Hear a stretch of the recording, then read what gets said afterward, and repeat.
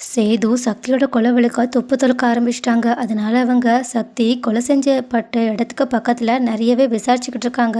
அங்கே அக்கம் பக்கத்தில் இருக்க ஆளுங்க கிட்டலாம் விசாரித்து இங்கே சந்தேகப்படுற மாதிரி யாராவது வந்தாங்களா போனாங்களா, முக்கியமாக சக்தி இங்கேருந்து உயிரோடு போனாங்களான்றதுக்கான ஆதாரத்தையும் சேர்த்து தேடிக்கிட்டு இருக்க மாதிரி தான் தோணுது. ஆனால் அங்கே இருக்கவங்க யார் மூலயமாவும் சேதுவுக்கு எந்த இன்ஃபர்மேஷனும் கிடைக்கிற மாதிரியே தெரியல. அதுக்கப்புறமா தான் கருப்பு மூலியமா சில அடியாட்களை பார்த்து அவங்க சக்தியோட கொலை வழக்கில் சம்மந்தப்பட்ட ஆட்கள்லாம் எங்கே இருப்பாங்கன்றத விசாரிச்சுக்கிட்டு இருக்காங்க. அதில் ஒரு ஆளோட ஃபோட்டோ கூட சேதுவுக்கு கிடச்சிடுது. ஆனால் அதுக்கப்புறமா தான் போலீஸ் ஸ்டேஷனில் சில எதிர்க்கட்சி ஆட்களோட அடியாட்கள் ராஜாங்கம் இந்த கொலையை பண்ணதை நாங்கள் கண்ணால் பார்த்தோன்னு சாட்சி சொல்லியிருக்காங்கன்றது சேதுவுக்கு தெரிய வருது. இதனால் பதறி போன சேதுவும் உடனடியாக இந்த விஷயத்தை பற்றி அவங்களோட வக்கீல்கிட்ட பேச, அவங்களோட வக்கீலுமே நம்ம முதல்ல இந்த விஷயத்தில் பாதிக்கப்பட்ட அந்த பொண்ணுக்கிட்ட பேசியாகணும். ஏன்னா அந்த பொண்ணு தான் இந்த மாதிரி உங்களோட அப்பாவுக்கு எதிராக ஸ்ட்ராங்கான ஒரு சாட்சியாக நின்றுக்கிட்டு இருக்காங்க. முதல்ல அவங்களோட தரப்புலேருந்து அவங்க என்ன நினைக்கிறாங்கன்றதை நம்ம தெரிஞ்சுக்கணும்னு சொல்ல உடனே சேதுவும் சரின்னு சொல்லிட்டு ஜெனியை பார்க்கறதுக்காக போகிறாங்க. ஆனால் ஜெனியோ வக்கீலும் சேதுவும் தன்னை பார்க்குறத வந்திருக்கதை பார்த்துட்டு இதுக்கு மேலேயும் உங்ககிட்ட பேசுறதுக்கான விருப்பம் என்கிட்ட கிடையாதுன்னு அழுதுகிட்டே ஒழுங்கு மரியாதையே இங்கேருந்து வெளியே போங்கன்னு அவங்கள அவமானப்படுத்தி அனுப்பிட்டு உள்ளே போயிடுறாங்க. ஆனால் சேதுவும் வக்கீல்கிட்ட இந்த மாதிரி தனக்கு இருக்க சந்தேகமான ஒருவேளை சக்தி உயிரோடு இருக்க வாய்ப்பு இருக்கான்னு கேள்வி கேட்க, ஆனால் வக்கீலும் அப்படி இருக்க வாய்ப்பே கிடையாது. என்ன இருந்தாலும் சக்திக்கு சொந்தக்காரங்க யாரும் கிடையாதுனாலும் அவங்களோட டிஎன்ஏ டெஸ்ட்டை நாங்கள் எடுத்ததுக்கு அப்புறமா தான் அவங்க உண்மையாகவே சக்தின்னு எங்களுக்கு தெரிய வந்துச்சு. ஏன்னா அவங்க தங்கியிருந்த ரூமில் கிடைச்ச முடியை வச்சு இந்த டெஸ்ட் எடுத்திருக்கோம்.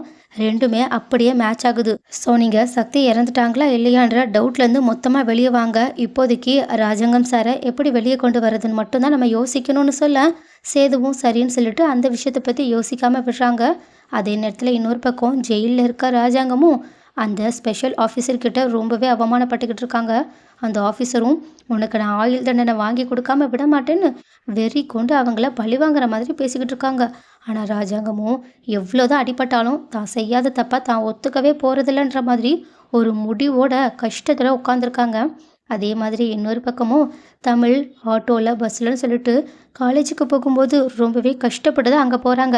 அங்கே போனதுக்கப்புறமா தமிழ் ஆல்ரெடி டயர்டாக வரதை பார்த்துட்டு அவங்களோட மிஸ்ஸுமே, என்ன தமிழ் இந்த நிலைமையில நீ என்ன காலேஜுக்கு வந்திருக்க, நான் தான் உனக்கு எல்லாத்தையுமே ஃபோன்லேயே சென்ட் பண்ணுவல்லன்னு சொல்ல.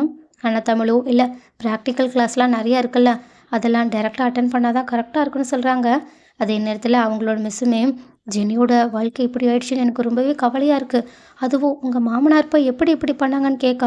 ஆனால் தமிழும், மிஸ் நான் ஒன்று உங்ககிட்ட கேட்பேன், என்ன தப்பாக நினச்சிக்க மாட்டீங்கல்ல, இப்போது சக்தியோட ரிப்போர்ட் எல்லாமே நம்மளோட ஹாஸ்பிட்டலுக்கு தானே வந்திருக்கு, நான் அதை ஒரு தடவை பார்க்கலாமா?